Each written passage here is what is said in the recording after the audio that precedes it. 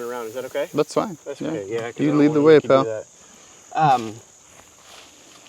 So the name of the book is Theory Markspurn. And that is a very interesting choice of words. How did you come about the title? How did I find that name? You know what? When I was going through early drafts of it, I knew that I wanted the name to be special, and I just had like a generic name for the character, knowing that it was going to change. Because the harder I tried to find a name, the more it like was elusive, and so I was like, I'll put that on hold, and I wanted a special name because you see all these athletes with these crazy names. Yes. And were you inspired by the Key and Peele sketch? Kind of. I mean, they do that stuff, you know. But all those, they have like these crazy names that I'm like, when these kids are born, I'm sure the parents are like, I got to give them this name that, you know, defines what they're going to do.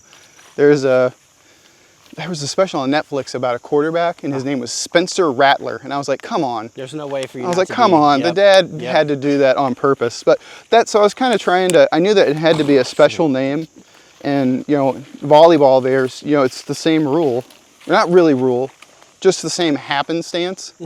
Where like, you know, there's a player named Kinsey Knuckles, and I'm like, really? Oh. I'm like that's a cool name, but it just seemed like their names were extraordinary and it matched their playing ability. So I just kind of put it on pause trying to find that name, and it just kind of happened. I don't have an explanation for how it happened. I knew that I needed it to be, you know, somewhat special, and I went through like, I don't know, 90 names that I'd come up with. And you know how when you're trying to name something, you're like, no, no, no. And then right when you hit that, I was like, that's it. And it's an odd name, but I think it serves the purpose. It has to be, though, in order for people to gravitate towards it, right? Yeah, yeah. And it almost sounds like a Frankenstein of, you know, some things. And maybe it is. Maybe, you know, subconsciously I was combining some things. Because I know I've done that with songs, you know, that I've been writing, with lyrics and things. But that's what I landed on. And when I you know, heard that in my head, I was like, that's it. That's the one. And I think when you land on something like that and you tell someone and they say that again, I think usually that's a sign that you're on the right track. So what was the genesis of this? Did you start with the conflict? Did you start with what was scary? Did you start with just the character development? Or did you read like a hero's journey, and how did this whole thing start?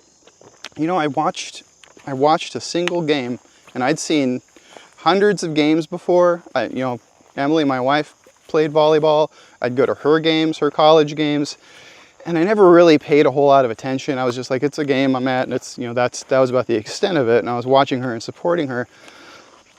But this one game that I saw that was on December 15th, 2018, I remember the date because it was the NCAA volleyball championships, women's volleyball championships. And I don't know what it was, Jeremy. It's like when you hear a piece of music that you're like, dude, I got to listen to this again. Or see a piece of art that you're like, there's something about that. There was something about that game that just grabbed me and said, you need to pay attention to this. And when I was thinking about it, you know, earlier, it was kind of like watching a David Lynch movie or listening to a Fish song. You're like, something important happened. I don't know what it was, but I need to figure it out. And so the thing that really interested me about that game was being a musician and playing shows. I know that what the crowd sees is a fraction of what is really going on. Oh, absolutely. And so I was like, and the game has this horizontal view where you're just seeing, you know, the ball back and forth. And I just asked myself the question, what are we not seeing? Because all of those players look very experienced. They're all high-performing athletes. They've been doing that for a long, long time. So they know their stuff, but they're still human. And I would just ask myself, what's the other side of the coin look like that we're not seeing? And so that was really interesting to me. So I went and tried to find a book on it. And I couldn't find one on volleyball, specifically. They had a bunch of coaches' books, bunch of young adult books with, literary heroes pointed at, teenagers, but nothing that I could find. So I was like, I toyed around with the idea of writing something like that, but I had zero idea where to begin because I didn't know anything about volleyball. But the story I wanted to write was one that looked at that high-performing athletic experience, because I think a lot of the times when you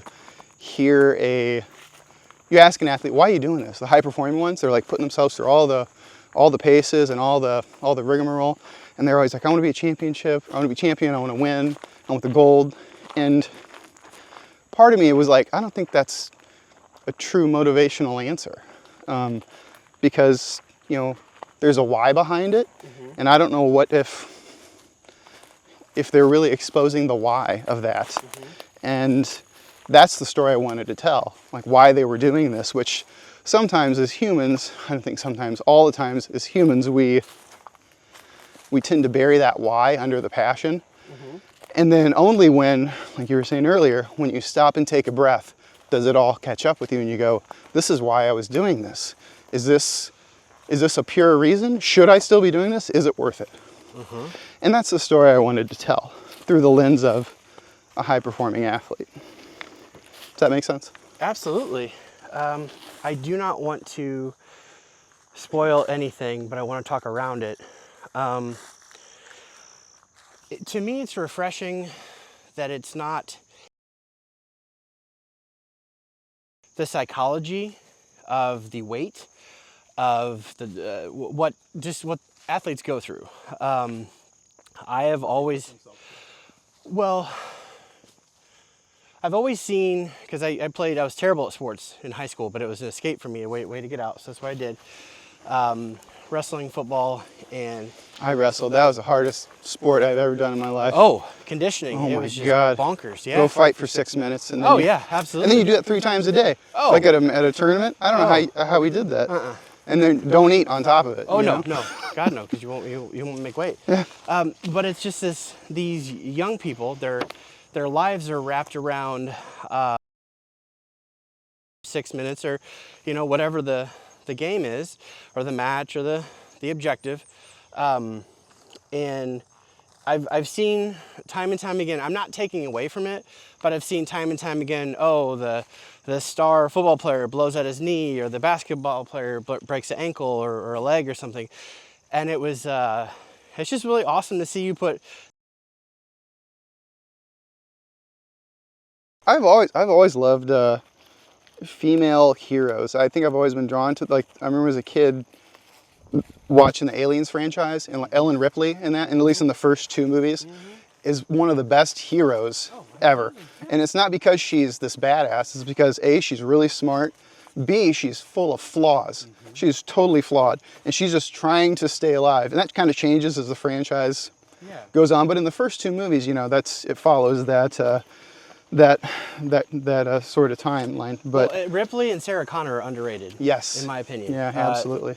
I mean, Sarah Connor was, I think it's polite to say, or sorry, I don't think it's wrong to say, but she came with baggage, but she pushed so hard and did not care and didn't compromise, and everybody thought she was crazy, but at the end of the day, like, she's the one that's going to save everybody. And so, no, those are 2... I've just always been drawn to more female heroes.